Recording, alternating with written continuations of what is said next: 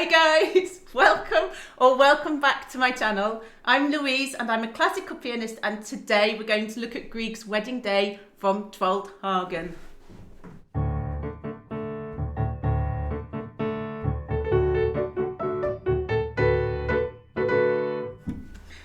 Grieg wrote it in 1896 to celebrate his and his wife Nina's wedding anniversary, their 25th wedding anniversary.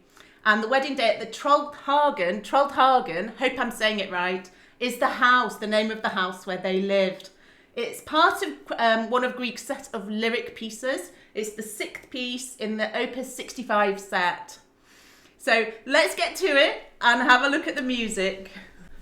So first thing to look at, tempo di marcia and poco vivace. So in this tempo of a march and a little bit lively, which is quite funny because amazingly there is some recorded footage of Grieg actually playing this, and it's not a little bit lively how he plays it. It's completely bonkers, it's so fast. Have a quick listen.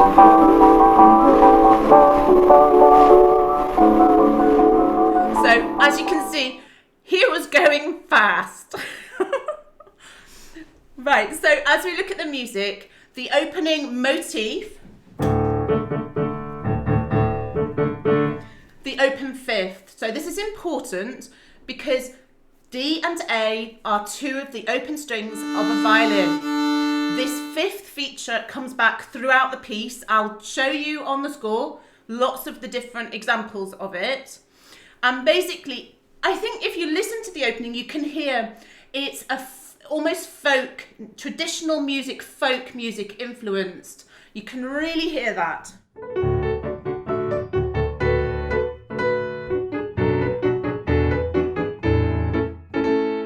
So what's happening at the opening? It's almost like the ceremonial march, everybody on the way to the wedding. And in fact, I'll play a little bit of the opening and just have a watch. This is some footage of an actual traditional wedding. I think it was filmed in the 1940s, but it gives you a little idea of the traditional march to the wedding. And also, watch out, the violin playing, and that was how they did it. The violinist would lead the march, the ceremonial procession to the church.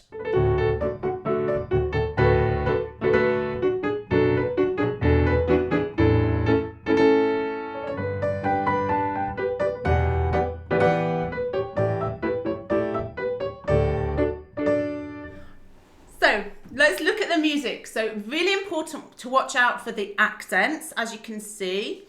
And this gives it a real biting, percussive feel, even though the dynamic is P and then very soon it's going to be PP. Always watch out to see where are the accents and where aren't they, because it actually gives us a clue to understanding the music. So line 1, lovely in D major, the melody, rising arpeggio and down, always to make sure you shape that nicely.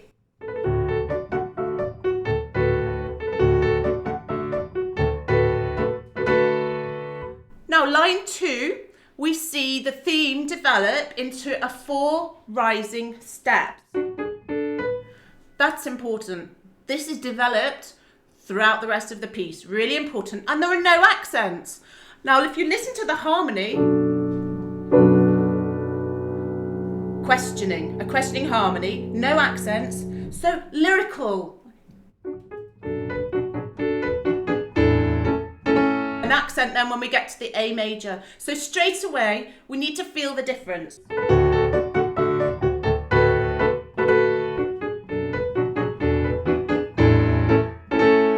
Now, line 3, we have the theme again in G major, softer.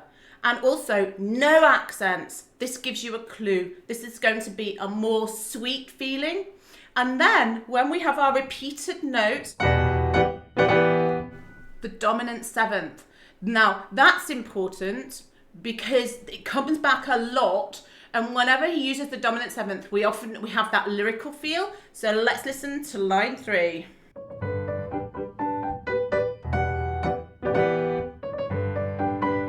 Now, I I quite like on this line to use more pedal. Let's talk about the pedal. If you look to the top of the score, we've got huge long pedals for 2 bars. So as it's written,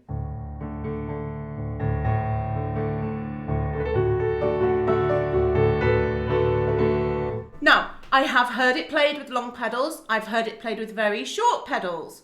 Obviously, long pedals, you can't discern the staccato, but it gives you a traditional hurdy-gurdy kind of feeling, a traditional instrument feeling. Personally, I like a little bit of air, so I hear my staccatos. But when we get to line 3 and we've gone into G major with the dominant 7th, I use more pedal because it has that feeling, that softer feeling. And then again, we have our 4 rising steps. So that was a little whiz through the opening. It's a march, it's a processional, it's full of joy. We're going to the wedding, we're getting ready. It's basically the ceremonial procession, but full of moments that you can express all different colours. Now, when we get to line 4, we've got PP, pianissimo. The score, it says una coda, so obviously we're going to use our left pedal. Now, I like for this a really special, lovely Dolcissimo colour.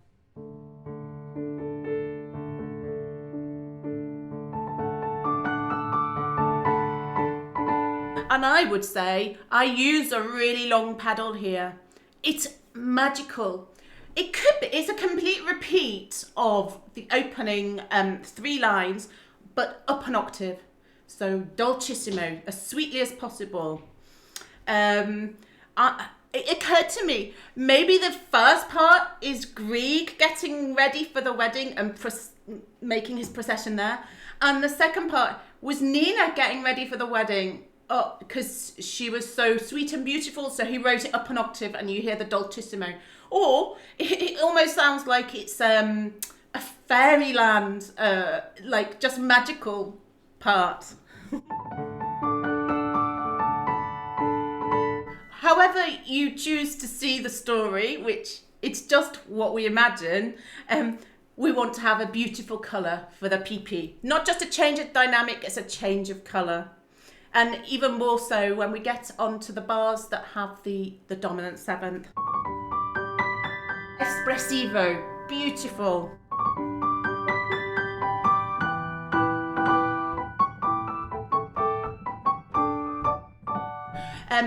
We have our repeated chords, so let's quickly look at those. So the first one, then if you find those hard, just imagine you're shaking them out of the wrist, moving forward. And also to listen to voice, so you want to hear the tops. Okay, let's go on to page 2. So let's go to the Forte section. Now, could you hear that this could be percussive? It could be like a drum, dum dum dum dum dum dum. But it's definitely it's not a piano, not a pianistic sound. It's an instrument, a folk sound, a traditional instrument sound, and maybe even a drum sound.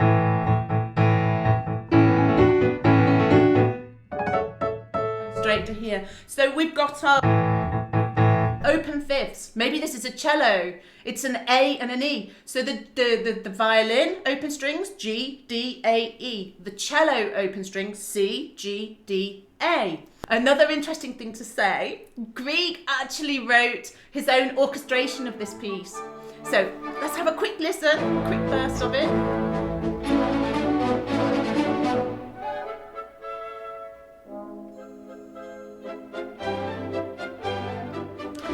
It's a good idea, if you're playing the piece, actually listen to that, because if we hear how the composer has instrumentated the piece, it can give us loads of clues of how to express different colours on the piano, because when we play the piano, we don't want to sound like a piano, we want to sound like all the instruments of the orchestra, or a singer, or a sound world, certainly not hammers hitting the strings. So for this Forte section, we have percussive, we have traditional instruments, we're really announcing something. But straight away, we have PP, dolce, so sweetly. Oh, it's such an amazing contrast. And we go from here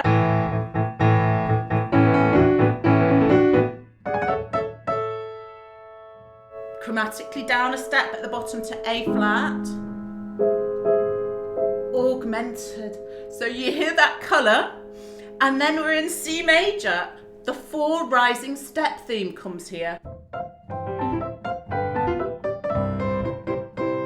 So you have an amazing contrast. It's so much fun to play, to feel all these different colours.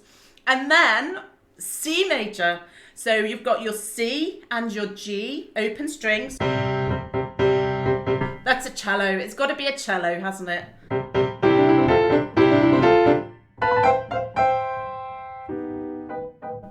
Again, descending chromatically in the bass to make the amazing sound world of the augmented chord. And then E flat major, Dolcissimo. Dolcissimo, and also playfully as well. So the Dolcissimo, 4 rising step theme, where did that come from? It came from line 2. So really important. Our main themes so far are derived from arpeggio notes up and down, and the 4 rising steps, and also obviously our fifths, which keep coming back. Now, excitement is going to start growing. We're going to use the 4 rising steps for some left hand, right hand. So listen.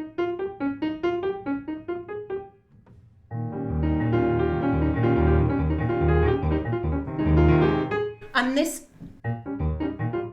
coordinating your left hand and right hand, repeats over and over, each little section, each little phrase, a new colour, a new harmony. So it's PP, E flat major, A flat major, sorry. Dominant 7th, something's building, and he says tre coda, so release your left pedal, new colour. And on that part, we get the accents. So we have our left hand is leading. Right hand has the melody off the beat. Not exactly a melody, it's more of a sound, isn't it? New colour, tre coda. Now, the trick here is don't get too excited too soon, because it's so fun to play. You literally want to blast your crescendo, but it needs to be poco a poco, which he does say. So really gradually, even when you have the amazing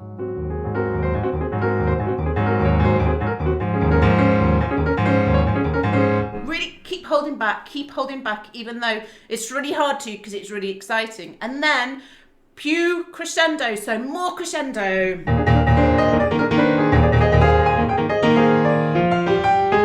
And then we get to our fun octave section. So what's happening here is the procession, we're getting closer, the excitement's building.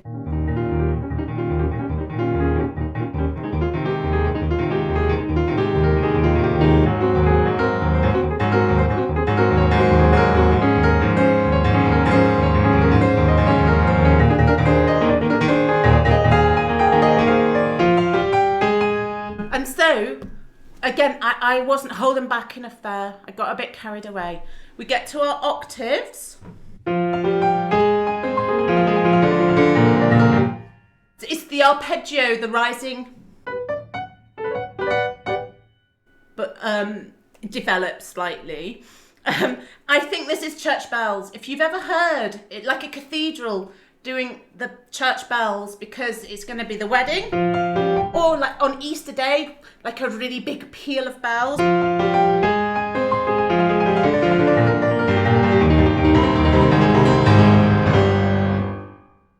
Really, we should only be around Forte here, so we must hold back.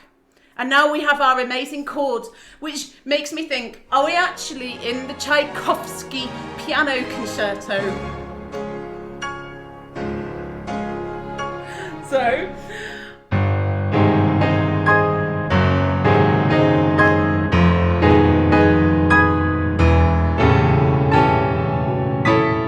but it's FFF next. And now it's very rare to see triple forte, FFF. That's the climax here.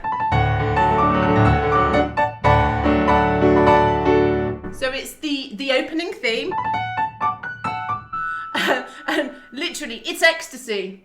It's pure happiness and pure joy. So the tricky part of this whole section, the building up, rising fourths, left hand, right hand, coordinating, the octaves, the church bells. I'd say this is a bit, maybe it could be the church organ.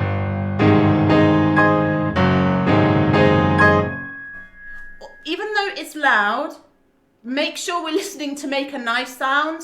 We are also voicing. So which part of the hand is the most important? Do we want to hear the bass? Do we want to hear the top? Also feel the harmony. So we've got a G at the bottom and then that's like your dominant seventh feeling. And now we've got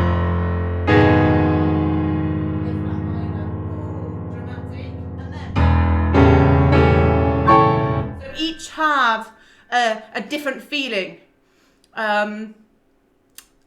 Let's play that section through and listen to all the bits and see if I can manage to show you how to hold back and not get too excited. And then we can let loose when we get to the triple F.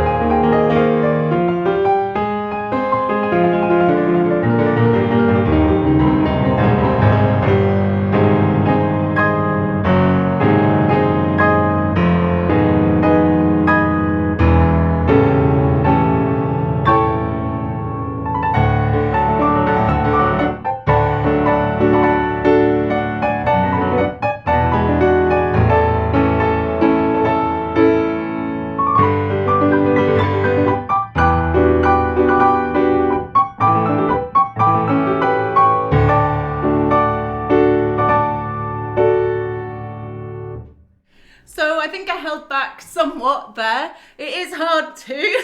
I think that's probably the hardest part of playing that section. I think we heard the church bells, we heard the build-up, we heard the maybe the organ chords, and tips for playing the FFF section. Although it's loud and although because right hand is high, it's quite hard to project. Feel the tops, still feel the shape. So, still voicing it. Listen to the quality of the sound, so arm weight.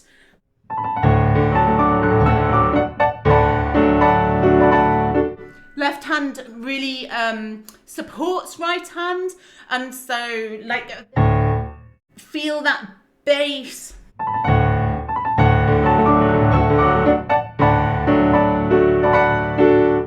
So that's where we've built up to through the whole first section, and the FFF is basically the development of the opening. Something just to mention that gives me another clue that this is very much traditional folk music influenced, and that fits into seeing that traditional wedding procession. Grieg basically transcribed lots of folk songs, Norwegian folk songs and dancers. And listen to the first line of this one. It's Opus 17 and it's called Spring Dance. And listen to the fifth in left hand.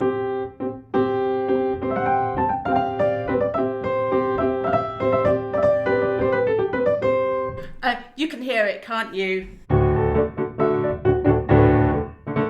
You really can. Okay, so we're going to go next to our middle section. The whole piece really is written in an ABA format. So you've got your first section, which we just looked at. We've got our middle section, which is going to be a beautiful love song. And then we recap the first section, with a coda at the end. Very exciting final page. So we've got Poco Tranquillo and Cantado. Cantando. So a little bit more tranquil. Well, I would hope it's going to be quite a lot more tranquil after the excitement we've had so far. And Cantando singing in a singing style. So we've got our opening fifth. Almost like a drone. Bells, maybe. And wait for it. This is the song.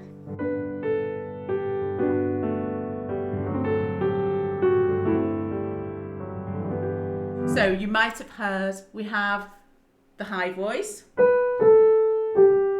which is immediately answered with the exact same notes. And then, okay, so how it comes in, the first note of the second singer joins on the last note of the first singer. So first phrase.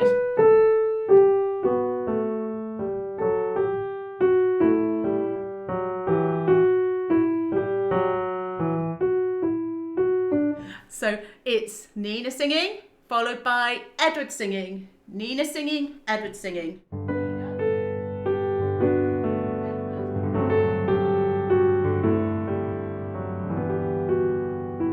So you have to listen for when Edward comes in, make a decision. Is it more important to listen to Nina's last note or more important to listen to Edward's first note? So we need to voice it. So I think we need to hear when Edward comes in.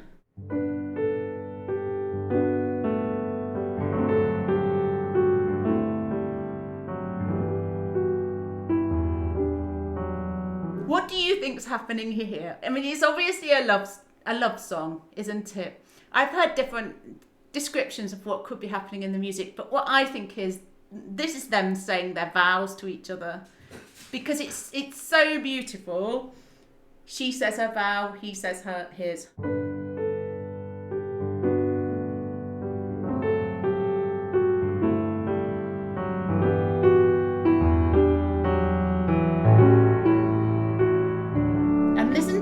Of the dominant seventh again.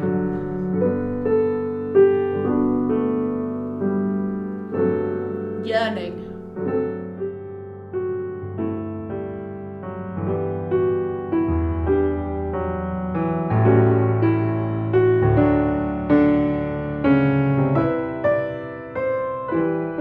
So we've got the Edward's melody, Edward's song in octaves now. Bit of a climax to hear.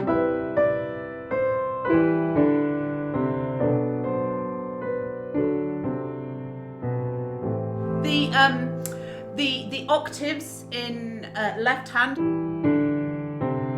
It's still the song. It's still the sung vowels, I would say. But sounds also reminds me a little bit of church bells.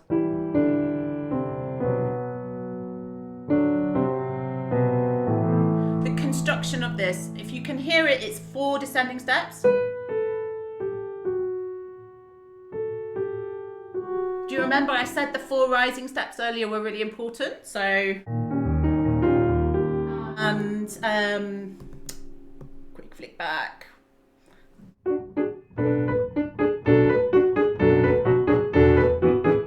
Okay, they've been flipped on their head to 4 descending steps. So. And F sharp, G sharp, A, B.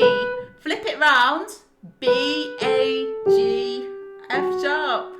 So he's basically made the vow theme, the love song theme, he's reversed 2.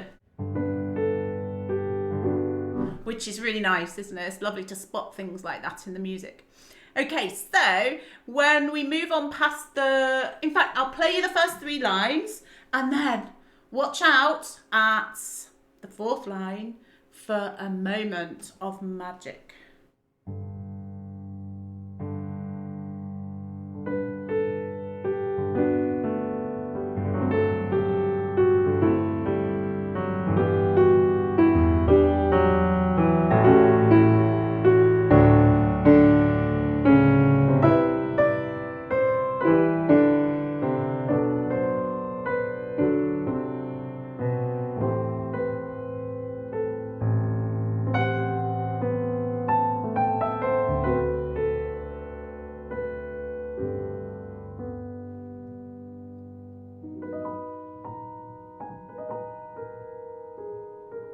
So before we talk about the magic of the B major, listen to how it ends here.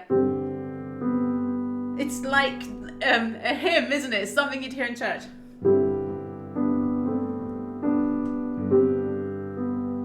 Okay, so we're going to now transpose instantly into a magical sound world of B major in the 2nd inversion.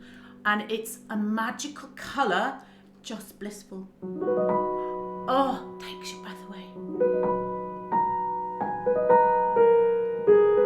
Still the vowels, but in this magical sound world, we're given a long pedal. So, and I think in this occasion, we need to use it because it opens up that sound world.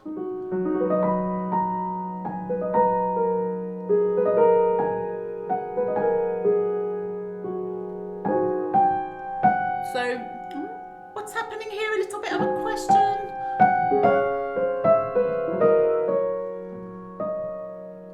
Little religious feeling, little church feeling, and then sudden magical modulation to G major.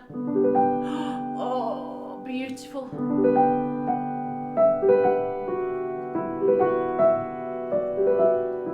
So you must find the magical sound world when you're playing the piece. Practice just the chord,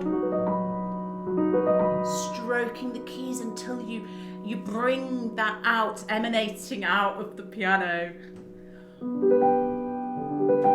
Oh, so beautiful. Now we have the initial vow love song theme with the addition of some magical bells. So I'll show you what I mean.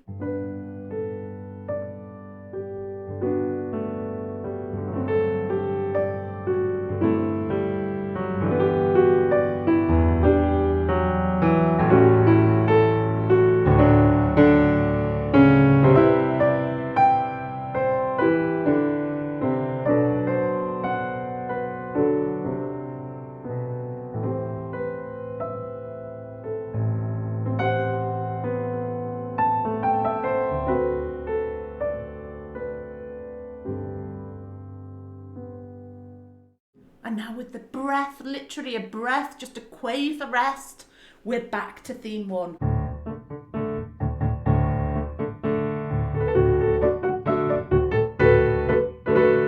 And it's exactly the same as the start, up until, the whole thing, identical, up until the last page.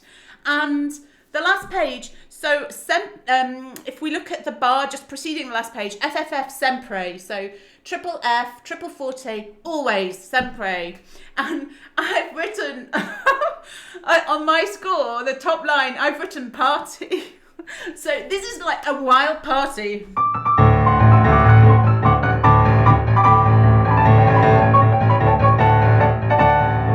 And then, piano, subito P.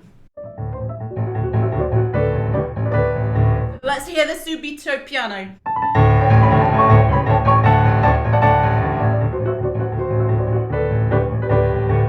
Looking at where the pedal markings are, which there's some, there's a lot of make your own mind up on how to use it, but definitely line 1, you need lots of pedal.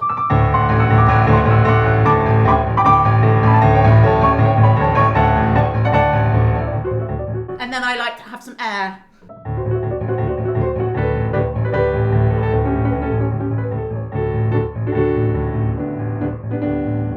Stripping back, gradually stripping back.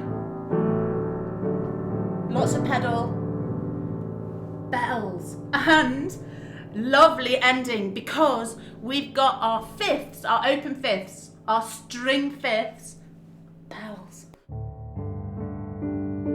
Keep your hands set, so almost like your hands are percussive.